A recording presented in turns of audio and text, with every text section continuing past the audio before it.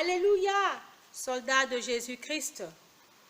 Nous sommes contents parce que Dieu nous a fait grâce aujourd'hui, le dimanche 31 mai 2020, un jour spécial, le dimanche de Pentecôte, où le Saint-Esprit était venu sur ses disciples. Parce que dans Actes chapitre 2, là nous voyons Pierre rempli du Saint-Esprit. Il parle, Actes chapitre 2, à partir du verset 16, il dit « Mais c'est ici qui a été dit par le prophète Joël, dans les derniers jours, dit Dieu, je répandrai mon esprit sur toute chair.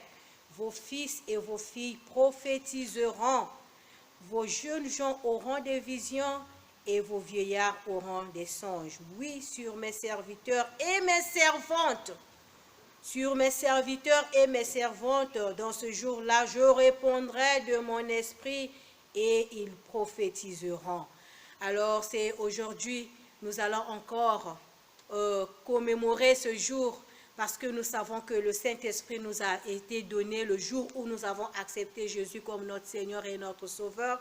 Et nous sommes déjà les enfants de lumière et le Saint-Esprit vit en nous.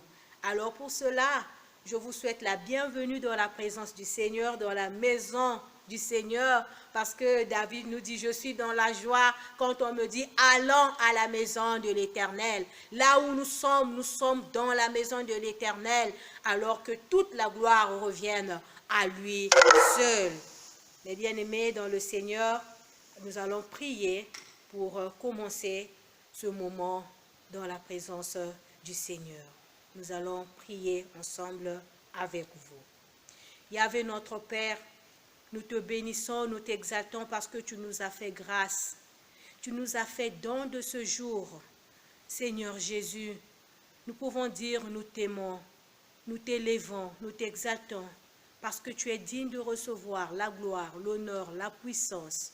Tu as créé toutes choses et toutes ces choses existent par toi et rien que par toi. Éternel notre Dieu, nous voici encore devant toi. Nous ne sommes pas dignes, Seigneur. Oui, nous invoquons le sang de Jésus sur nous, afin que le sang de Jésus nous purifie de tout péché, afin que le sang de Jésus purifie tout notre être et que nous soyons tous transformés par la puissance du Saint-Esprit. Seigneur, nous te remettons tout ce que nous allons faire en ce moment sous ta puissance. Seigneur, dirige toutes choses et sois au contrôle de tout ce que nous allons faire. Que toute la gloire, Seigneur, te revienne. Au nom de Jésus-Christ, nous avons ainsi prié. Amen.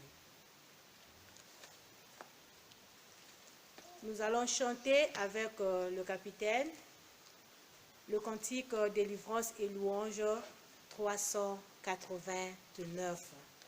389. Alléluia. Le cantique délivrance et louange.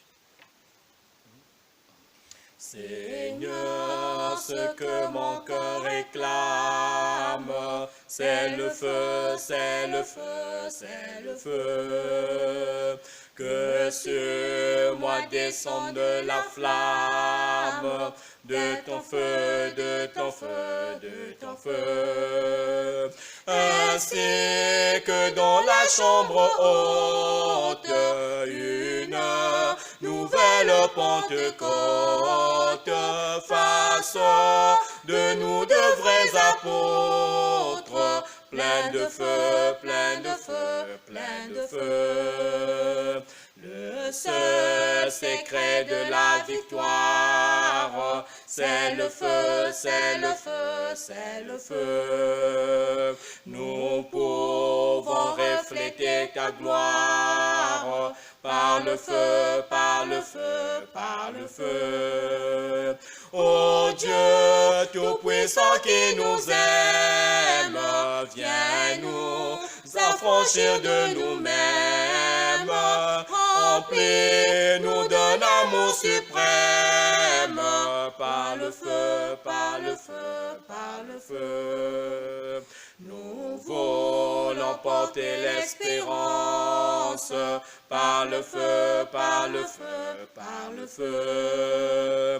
et proclamer la délivrance par le feu, par le feu, par le feu. Ton règne vienne sur la terre, ta volonté soit faite au Père. Exauce enfin notre prière, par le feu, par le feu, par le feu.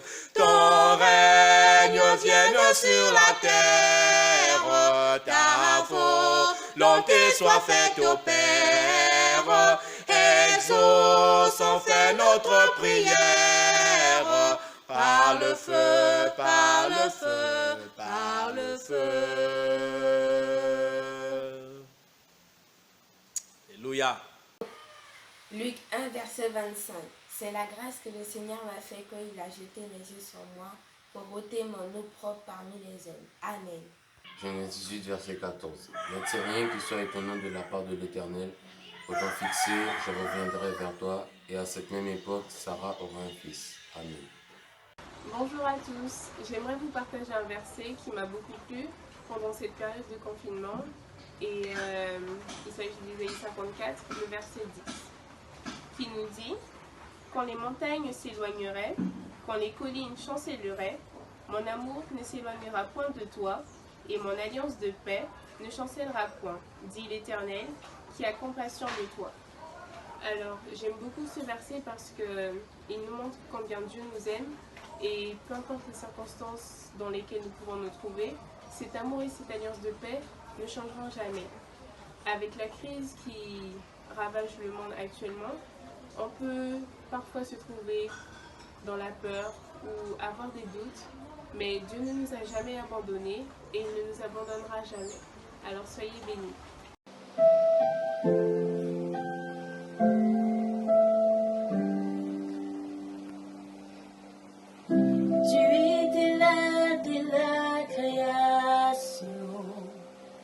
Fils unique de Dieu très haut,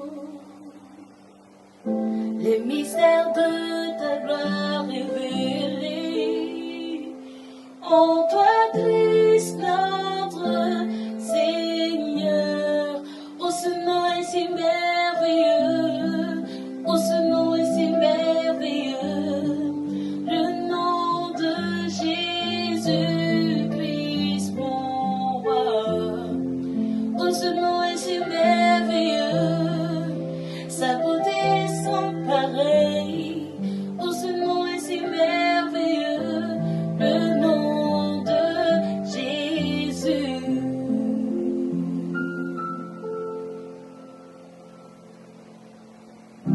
You didn't want heaven without us, so Jesus, you brought heaven down. My sin was great, your love was greater. What could separate us now?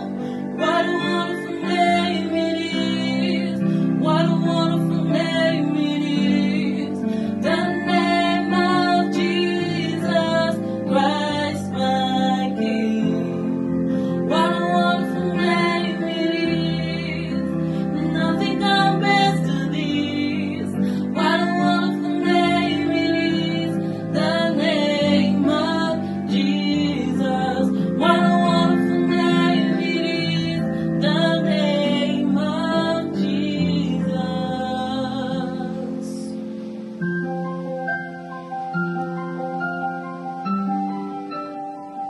Ooh,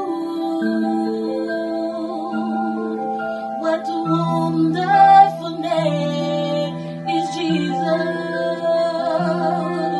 is Jesus.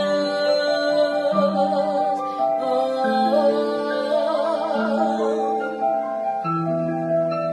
La terre a tremblé, le voile s'est déchiré, désarmons la mort et le péché. Les cieux chantent ta gloire, l'écho de ta victoire, car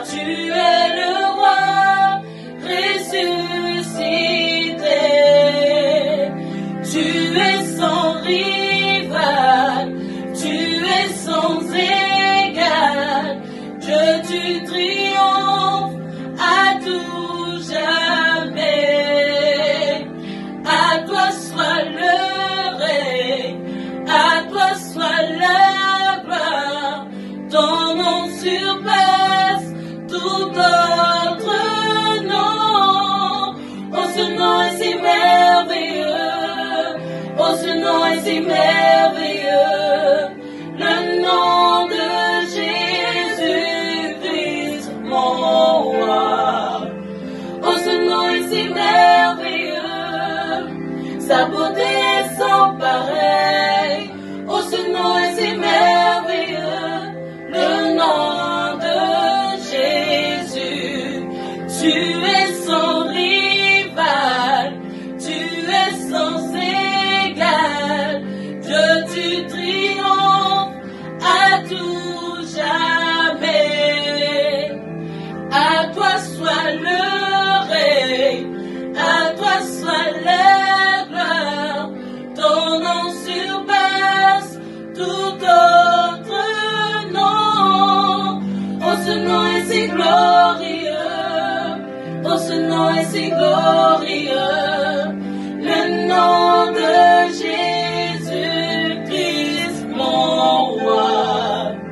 Oh, ce nom est si glorieux, sa beauté est sans pareil.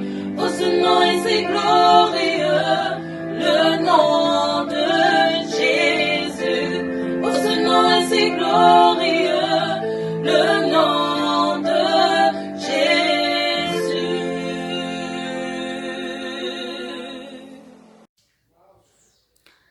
Jean chapitre 16, le verset 7 jusqu'au verset 15. Cependant, je vous dis la vérité, il vous est avantageux que je m'en aille, car si je ne m'en vais pas, le Consolateur ne viendra pas vers vous. Mais si je m'en vais, je vous l'enverrai. Et quand il sera venu, il convaincra le monde en ce qui concerne le péché, la justice et le jugement. En ce qui concerne le péché, parce qu'il ne croit pas en moi. La justice, parce que je vais au Père et que vous ne me verrez plus. Le jugement, parce que le prince de ce monde est jugé. J'ai encore beaucoup de choses à vous dire, mais vous ne pouvez pas les porter maintenant. Quand le Consolateur sera venu, l'Esprit de vérité, il vous conduira dans toute la vérité, car il ne parlera pas de lui-même, mais il dira tout ce qu'il aura entendu, et il vous annoncera les choses à venir. Il me glorifiera parce qu'il prendra de ce qui est à moi et vous l'annoncera. Le verset 15. Tout ce que le Père a est à moi. C'est pourquoi j'ai dit qu'il prend de ce qui est à moi et qu'il vous l'annoncera. Amen.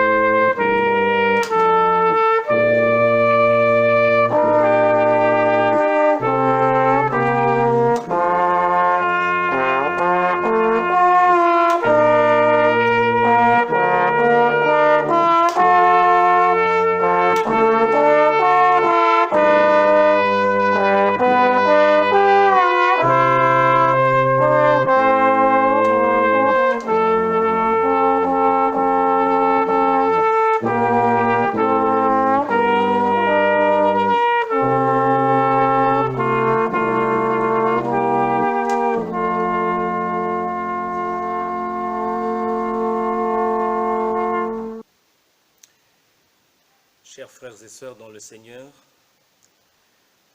le message de ce matin, de ce dimanche de Pentecôte 2020, a pour thème le Saint-Esprit, une personne indispensable. Le Saint-Esprit, une personne indispensable. Le texte que nous avons lu est Jean chapitre 16, les versets 5 à 15, et le verset sur lequel je vais pouvoir insister ce matin, c'est le verset 14, où il est dit « Il me glorifiera parce qu'il prendra de ce qui est à moi et vous l'annoncera. » Ce texte fait partie des derniers discours que Jésus a eu à prononcer en face de ses disciples. Pendant que Jésus se prépare à achever son œuvre pour laquelle son Père l'avait envoyé sur terre, il s'entretient avec ses disciples en ce qui concerne l'avenir.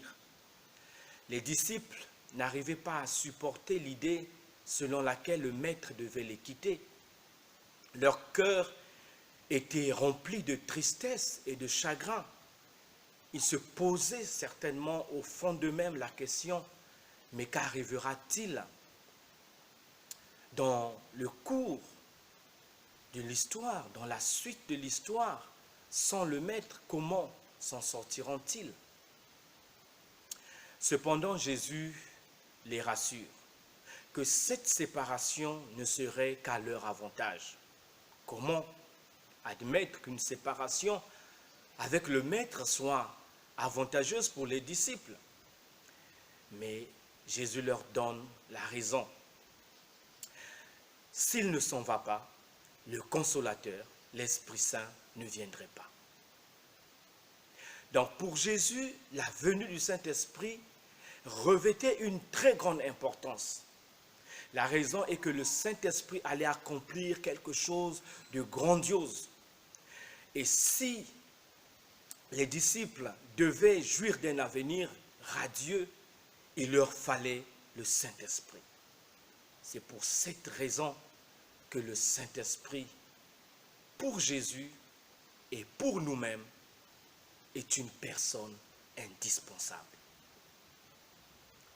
La mission principale du Saint-Esprit en venant sur terre est de glorifier Jésus. Jésus a déclaré au verset 14, « Il me glorifiera ». Jésus lui-même était venu sur terre pour glorifier le Père. Dans sa prière de Jean au chapitre 17, sa prière sacerdotale, il a dit au verset 4, « Je t'ai glorifié sur la terre.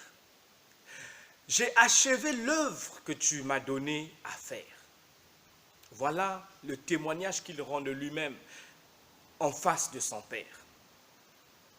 Comment Jésus a-t-il glorifié le Père? C'est en le faisant connaître le Père, en vivant de telle sorte que les gens de son époque aient une révélation plus claire de Dieu et puissent le craindre et l'adorer lui seul. L'apôtre Jean n'avait-il pas dit que personne n'a connu le Père, si ce n'est le Fils qui est dans son sein, et c'est le Fils qui est venu et il révèle le Père à qui il veut. Oui, en Jésus, les gens de son époque ont vu Dieu, Dieu agir, Dieu aimer, Dieu parler, Dieu soutenir. Jésus avait donc accompli une œuvre merveilleuse par le moyen de sa vie et de sa mort.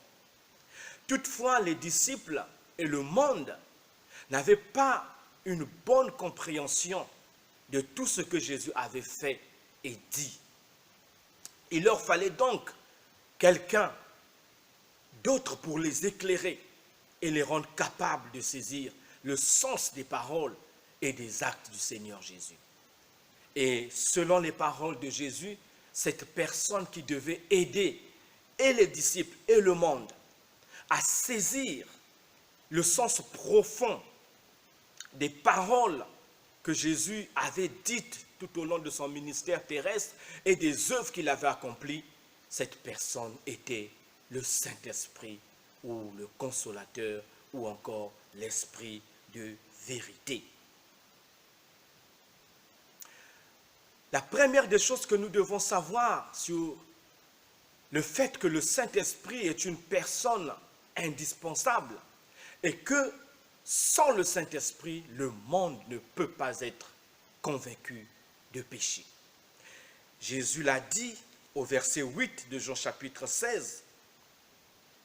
Et quand il sera venu, il convaincra le monde en ce qui concerne le péché, la justice et le jugement. Les humains sont plongés dans les ténèbres et ne peuvent pas d'eux-mêmes se rendre conscients de leur état de pécheur. Il leur faut une lumière externe pour dissiper leurs ténèbres et leur permettre de voir non seulement leur état de péché, mais aussi de pouvoir se repentir de leurs péchés. Et cela, seul le Saint-Esprit peut le faire. Donc c'est le Saint-Esprit qui rend l'homme capable de reconnaître ses péchés, de reconnaître le caractère odieux du péché, de reconnaître la gravité du péché et aussi de pousser l'homme à se repentir de ses péchés. Donc, déjà nous voyons que sans le ministère de conviction du Saint-Esprit, il est impossible à l'homme d'être poussé à la repentance, d'être conduit à la repentance. Seul le Saint-Esprit conduit les hommes à la repentance. Une seconde vérité qui soutient le fait que le Saint-Esprit est une personne indispensable et que sans le Saint-Esprit, il est impossible de connaître la vérité. La vérité de Dieu, bien sûr. Les enseignements que Jésus a apportés aux gens de son époque et qui sont aujourd'hui rapportés dans les Saintes Écritures comportaient la révélation de la vérité de Dieu. Mais les disciples ne pouvaient pas les comprendre parfaitement par le moyen de leur propre intelligence. Jésus a parlé et tant de fois on a vu les disciples revenir auprès du maître pour poser la question « Que voulais-tu dire, maître ?» Et tant de fois ils ont mal compris ce que le maître avait dit. Cela a été démontré par leurs attitudes et leurs comportements qui étaient opposés aux attentes de leur maître. Il fallait donc aux disciples une personne capable de les éclairer et de les conduire dans toute la vérité. Et c'est le Saint-Esprit, l'Esprit de vérité. C'est lui donc que Jésus a destiné à venir éclairer les disciples, à venir éclairer les enfants de Dieu en ce qui concerne la vérité qui est révélée dans les Saintes Écritures. Oui, sans le Saint-Esprit, chers frères et sœurs, nous ne pouvons pas connaître, ni assimiler, ni appliquer la vérité de Dieu. Le Saint-Esprit est donc indispensable pour nous aider à comprendre les paroles du Seigneur. Il est le meilleur interprète des Saintes Écritures. Beaucoup de gens lisent la Bible aujourd'hui, mais ne la comprennent presque pas. Pourquoi? Parce qu'ils n'ont pas le secours ni l'assistance du Saint-Esprit. Jésus a dit à ses disciples, quand le Consolateur sera venu, l'Esprit de vérité, il vous conduira dans toute la vérité, car il ne parlera pas de lui-même, mais il dira tout ce qu'il aura entendu et il vous annoncera les choses à venir. Oui, le Saint-Esprit nous a été donné afin de nous aider à connaître et à comprendre la vérité, mais aussi à l'appliquer dans notre vie. La troisième vérité est que sans le Saint-Esprit, il est impossible d'avoir les richesses de Christ en nous. Le verset 14 de ce chapitre 16 de Jean nous dit « Il il me glorifiera parce qu'il prendra de ce qui est à moi et vous l'annoncera. Telles sont les paroles de Jésus à ses disciples. Jésus a dit du Saint-Esprit, il me glorifiera. Pourquoi? Parce qu'il prendra de ce qui est à moi et vous le communiquera, vous l'annoncera.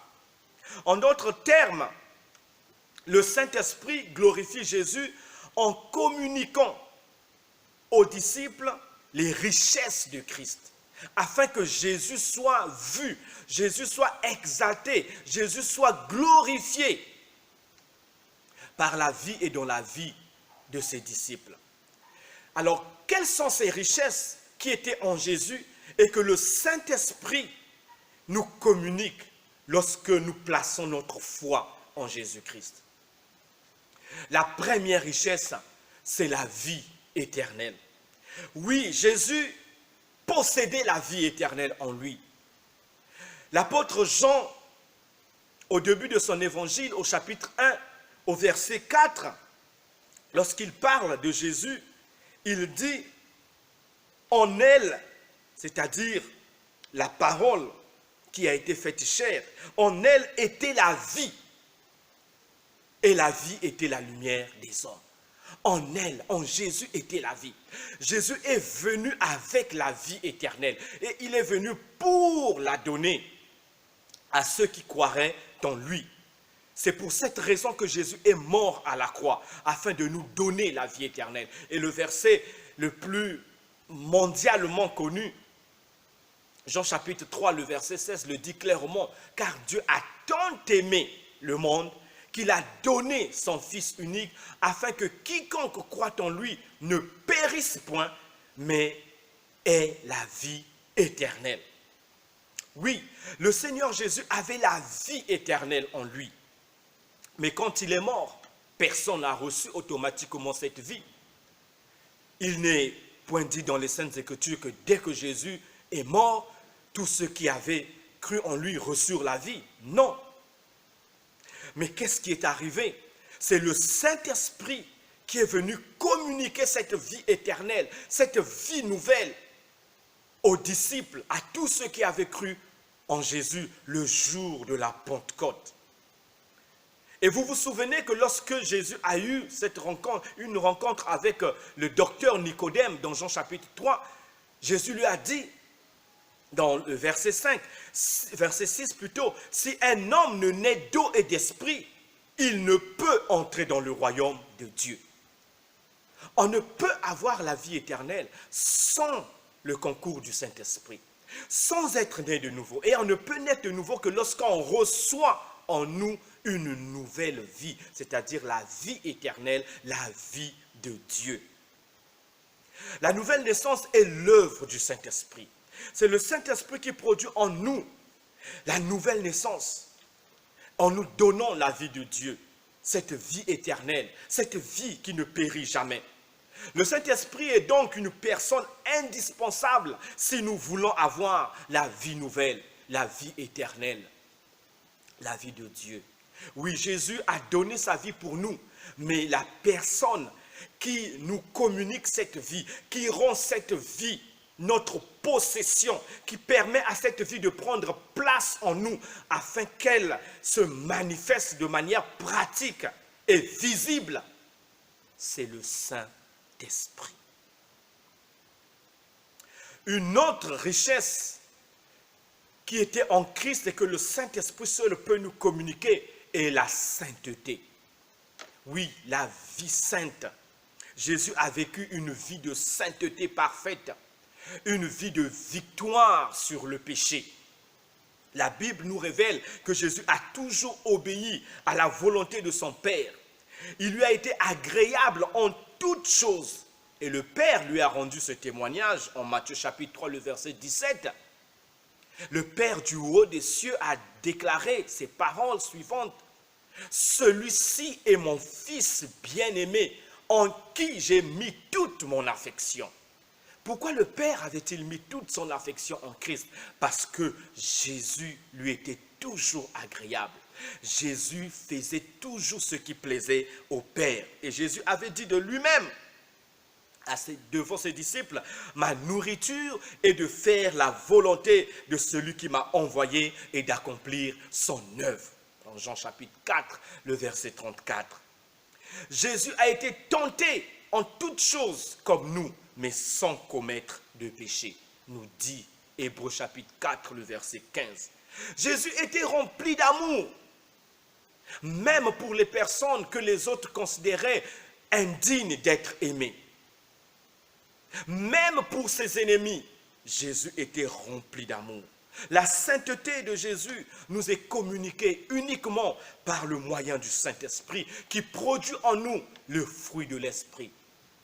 Et le fruit de l'Esprit, c'est l'amour, la joie, la paix, la patience, la bienveillance, la bonté, la douceur, la fidélité, la maîtrise de soi. Tous ces caractères, ces traits de caractère étaient en Christ. Il était un homme parfaitement rempli du Saint-Esprit. Et en tant que tel, le fruit du Saint-Esprit abondait dans sa vie. Et quand Jésus dit, il prendra ce qui est à moi et vous le communiquera, c'est aussi sa sainteté. La sainteté qui est en Jésus ne peut nous être communiquée que par le Saint-Esprit. Sur la croix, Jésus a donné sa vie, mais nous recevons sa sainteté uniquement par le moyen du Saint-Esprit. Une autre richesse qui était en Jésus et que le Saint-Esprit nous communique, c'est la puissance. Sa puissance à lui. Jésus était rempli de puissance pour accomplir l'œuvre de son Père en vue d'étendre son royaume. Il est dit dans Actes chapitre 10, le verset 38, que Dieu a oint du Saint-Esprit et de force Jésus de Nazareth, qui allait de lieu en lieu, faisant du bien et guérissant tous ceux qui étaient sous l'empire du diable, car Dieu était avec lui. Oui, les évangiles nous rapportent les œuvres miraculeuses que le Christ a accomplies, mais il les a toutes accomplies par la puissance du Saint-Esprit. Il a guéri les malades, il a ressuscité les morts, il a délivré les démoniaques par la puissance du Saint-Esprit.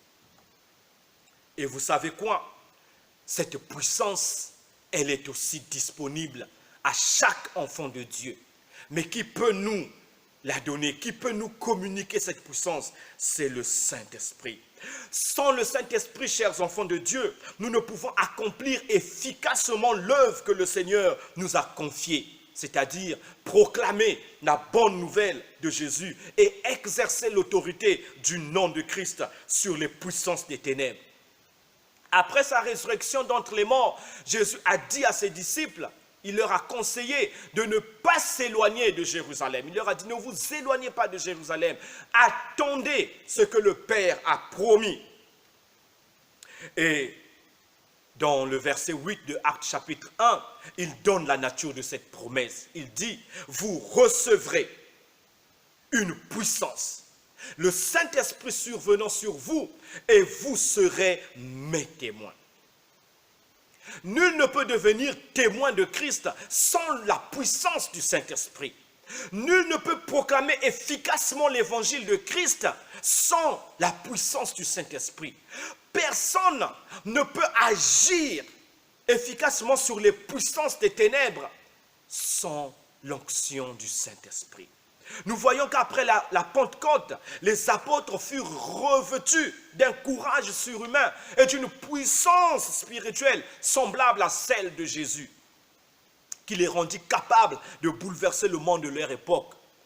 Et même Pierre, le craintif, était devenu tellement courageux qu'il n'avait pas peur de confronter le Sanhédrin, les 70 anciens qui les avaient arrêtés et leur avaient empêché de continuer à annoncer le nom de Jésus.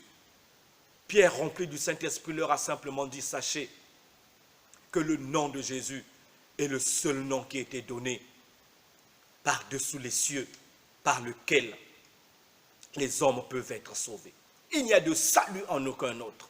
Bien qu'ils savaient qu'une telle déclaration pouvait signifier pour lui une condamnation à mort, mais il l'a proclamé parce qu'il était rempli du Saint-Esprit. Et Paul, écrivant à Timothée, lui a dit, car nous n'avons pas reçu un esprit de timidité, un esprit de crainte, mais nous avons reçu un esprit qui nous remplit de force, de sagesse et d'amour. Oui, le Saint-Esprit est l'esprit de puissance. Cette même puissance, chers frères et sœurs, nous est disponible. Mais nous ne pouvons que l'avoir que par le Saint-Esprit. Oui, lorsque nous avons le Saint-Esprit vivant en nous, nous possédons la puissance de Jésus pour accomplir notre mission.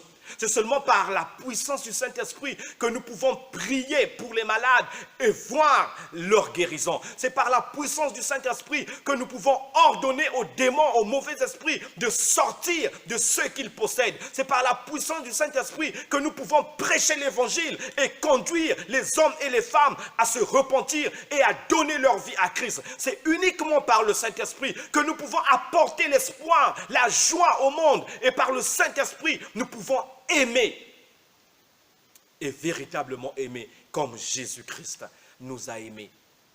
Oui, chers frères et sœurs, vous ne pouvez pas vous passer du Saint-Esprit.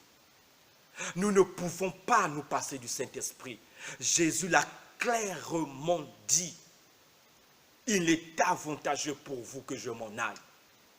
Car si je ne m'en vais pas, le Saint-Esprit, le Consolateur ne viendrait pas. Et le jour de la Pentecôte, il est venu.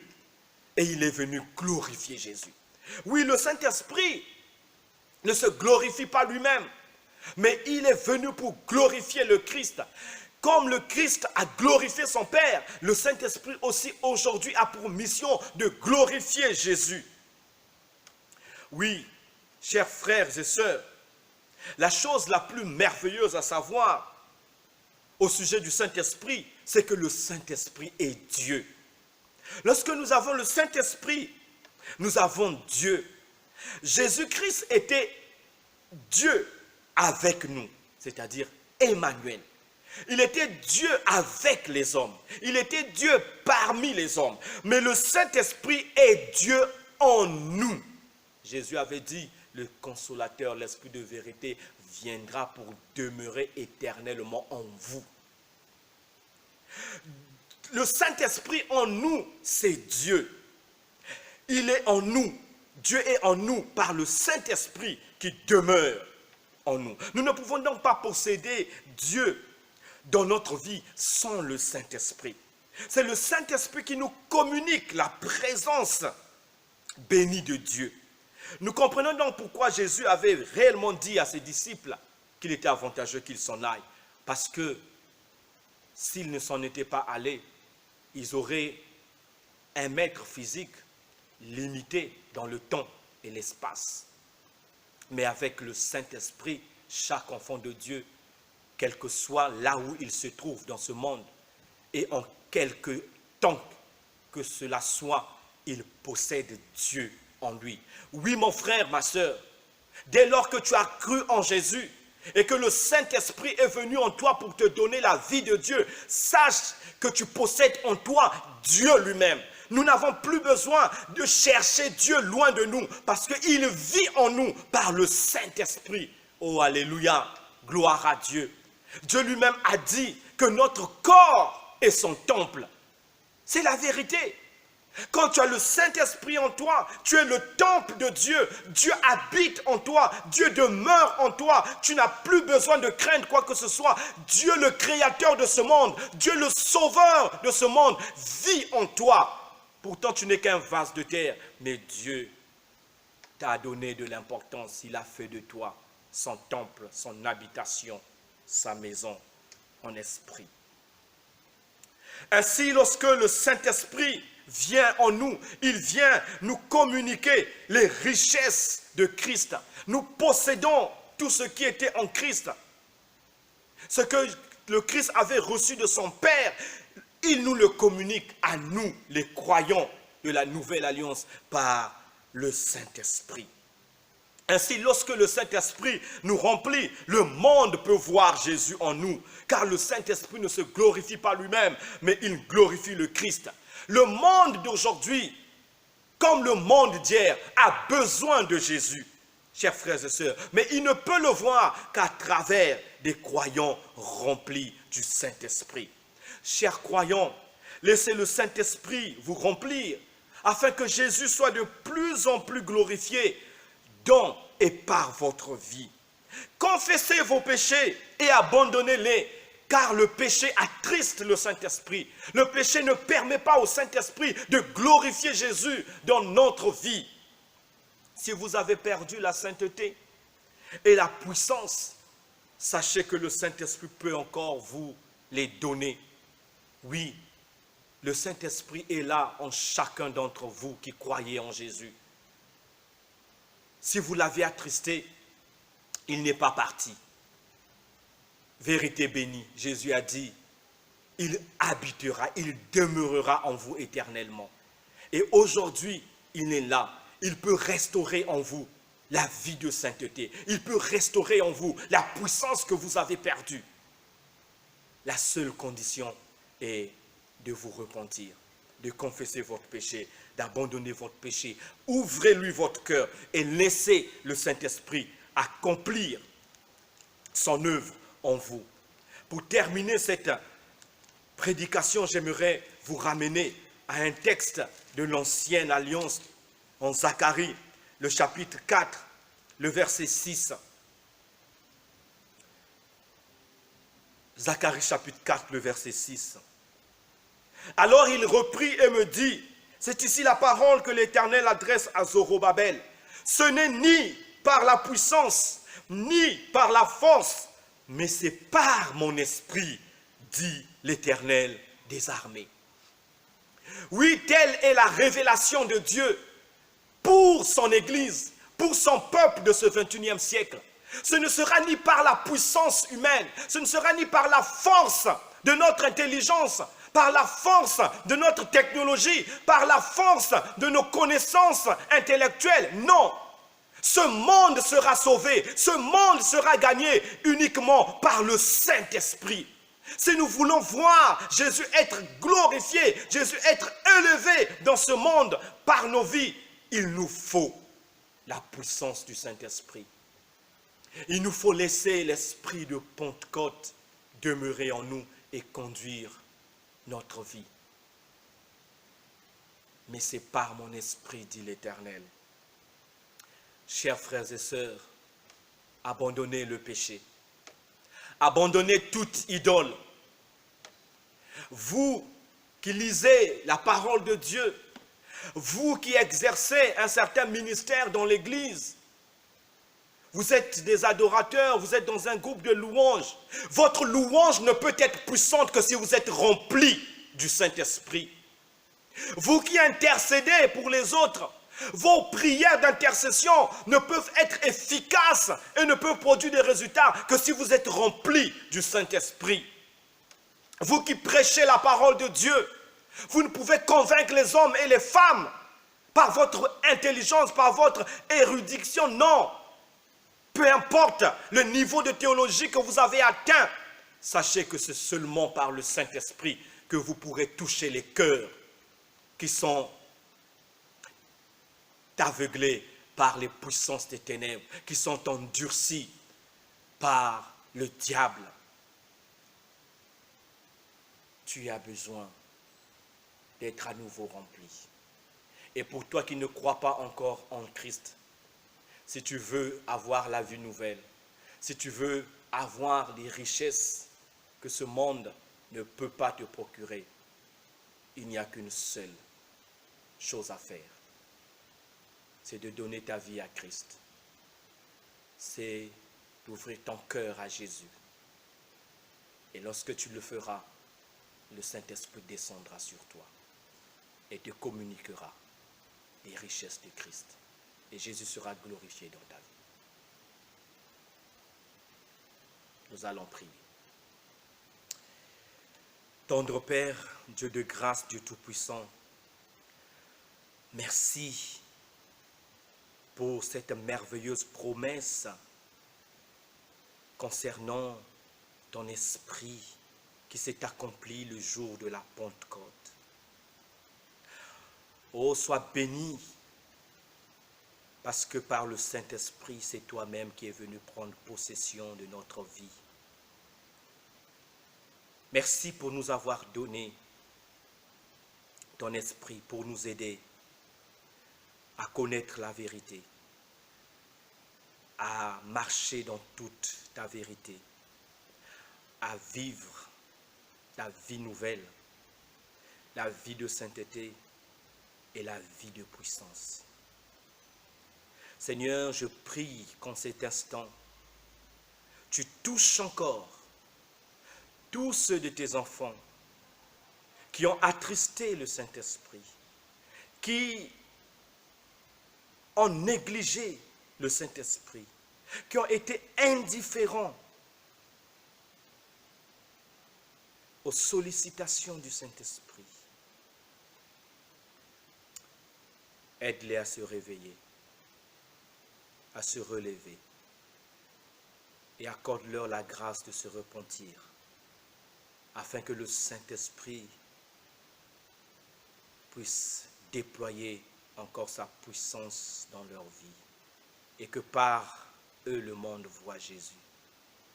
Père, je prie que ceux qui ne t'ont pas encore connu comme leur Dieu et leur Sauveur puissent par le moyen de ce message se tourner vers Jésus, croire à ce que Christ a fait, accompli à la croix pour eux, qu'ils se repentent de leurs péchés et qu'ils reçoivent Jésus comme leur Seigneur et leur Sauveur. Seigneur, remplis-nous à nouveau de cet esprit de feu, de cet esprit d'amour, de cet esprit de puissance, pour que nous puissions glorifier Jésus. En ce temps de crise mondiale, en ce temps de chaos et de confusion, que plusieurs puissent se tourner vers Jésus. Relève ton Église par ton Saint-Esprit. Au nom de Jésus. Amen.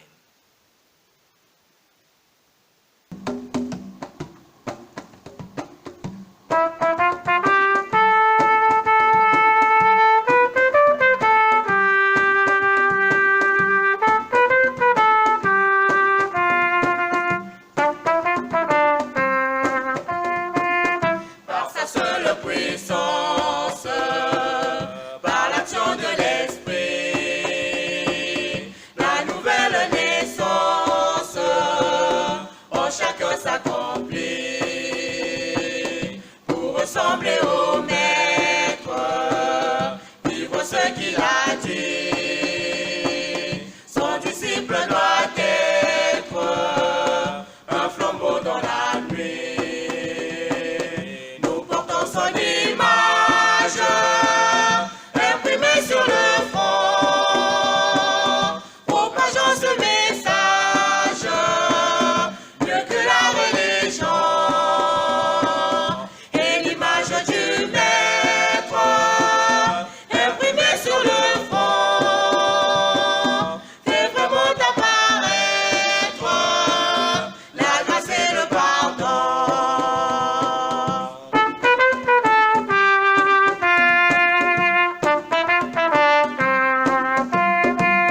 Par sa seule puissance, par l'action de l'Esprit, une église nouvelle sur Jésus se construit. Elle parle un langage qui rapproche et bénit et répand son image dans un monde en folie. Nous portons son image imprimée sur le front, propageons ce message mieux que la religion. Et l'image du Maître imprimée sur le front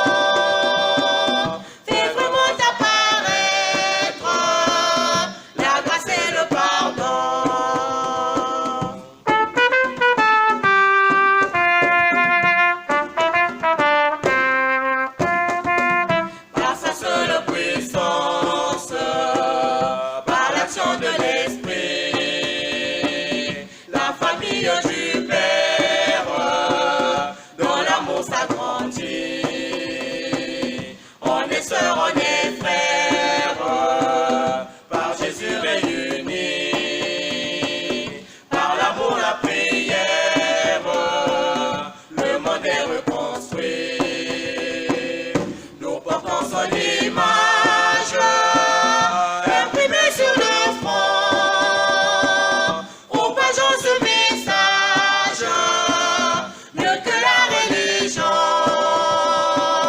et l'image du Maître, imprimée sur le front, fait vraiment apparaître la grâce et le pardon. Nous portons son image, imprimée sur le front, propageons le message, mieux que la religion, et l'image du Maître, imprimée sur le front, fait vraiment apparaître la grâce et le pardon.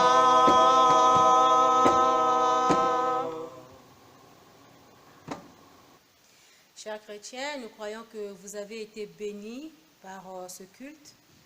Vous avez ouvert vos cœurs et nous avons chanté ensemble avec vous. Que le nom du Seigneur soit béni. Amen. Et nous aussi, nous avons été bénis. Amen. Amen. Nous allons prier pour réclamer la bénédiction de Dieu sur nos vies. Prions.